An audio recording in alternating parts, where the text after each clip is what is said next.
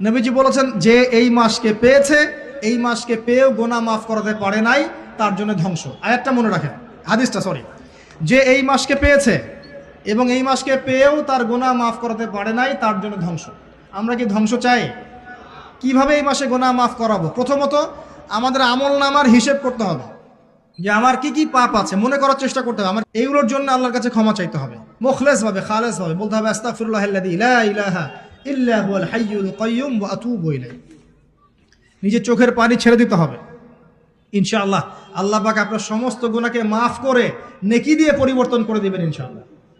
এটা সূরা ফুরকানের মধ্যে আছে, ইল্লা মান তাবা ওয়া আমানা ওয়া আমিলা আমালান সালিহান ফাউলাইকা ইউবাদদিলুল্লাহু সাইয়্যাতিহিম হাসানাত, আছে না? অতএব প্রথম কাজ রমজানে তওবা করা, দ্বিতীয় কাজ নামাজি হওয়া।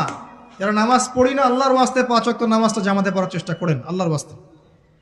তৃতীয় কাজ সেহরিতে বেশি খাবেন না, শেষ খাওয়া মনে করে খায়েন না, পরিমিত খান।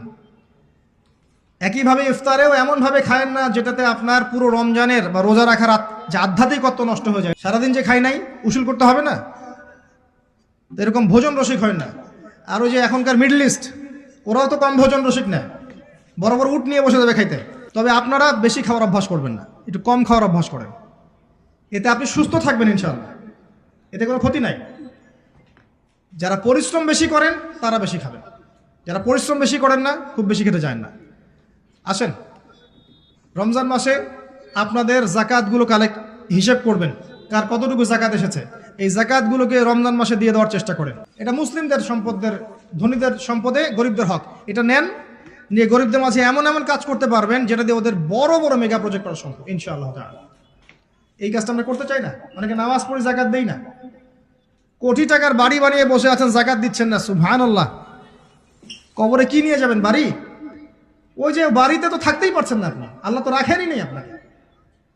ওই যে একজনের কথা আছে না, একটা বিশাল কেসা, বড় জান্নাত নির্মাণ করেছিল, পরে ঢুকতে পারে নাই। এটা কতটুকু সত্য আমি জানি না, তবে বাস্তবতা এখন এমন হয়ে গেছে আর কি। দেখবেন 3টা 4টা 5টা 10টা বাড়ি, থাকার লোক নাই। একজন আছে ছেলে উত্তরাধিকার, সে প্রতিবন্ধী। সুবহানাল্লাহ। এই হলো জীবন। অথচ এই সমস্ত সম্পদ যদি আল্লাহর পথে ব্যয় করতো, নিজেরটা রেখে, উত্তরাধিকারীর হক রেখে, আত্মীয়দের হক রেখে, তাহলে কতই না ভালো হতো। মৃত্যুর সময় মানুষ একটা কথা বলবে, যে আমাকে একটুকু সময় দেয়া হোক যাতে আমি সদাকা করে ভালো হতে পারি। দেখেন এখানে বলবেন আমি নামাজ পড়ে ভালো হতে পারি, রোজা রেখে ভালো হতে পারি। সদাকা করে খালি বললেই হবে মুখ দিয়ে, এটা দিয়ে দিও আল্লাহর রাস্তায়, বাস শেষ। এতটুকু টাইম আল্লাহ পাক দিবেন না। আল্লাহ পাক বোঝার তৌফিক দান করুন, আমিন। রমজান মাসে যাকাত দিয়ে দেন আল্লাহর রাস্তায়, সাদাকাতুল ফিতর দেন, এবং বেশি বেশি মানুষকে ইফতার করান, বেশি বেশি ইফতার করান। প্রত্যেক দিনই ইফতার করানোর চেষ্টা করেন, মসজিদ ভিত্তিকভাবে, অ্যাসোসিয়েশনের মধ্য দিয়ে, সামাজিকভাবে, পলিটিক্যালি মানুষকে খাওয়ান, ইফতার করান। জিনিসপত্রের দাম কমিয়ে দেন, কাপড়ের দাম কমিয়ে দেন। এবং কাপড়ের দোকানগুলোতে এরকম মেয়েদের মূর্তি রাখবেন না, নগ্ন করে মেয়েদেরকে রেখে দিয়ে ড্রেস পরিয়ে রাখবেন না। এগুলো আপনার ব্যবসার হালালের মধ্যে হারাম ঢুকিয়ে দিবেন, এগুলো করতে যাবেন না। হোটেলের মধ্যে পর্দা টাঙিয়ে খাওয়ানোর ব্যবস্থা করবেন না। খেতে হলে ওই বাসায় গিয়ে খাবে, আপনি হোটেলে কেন?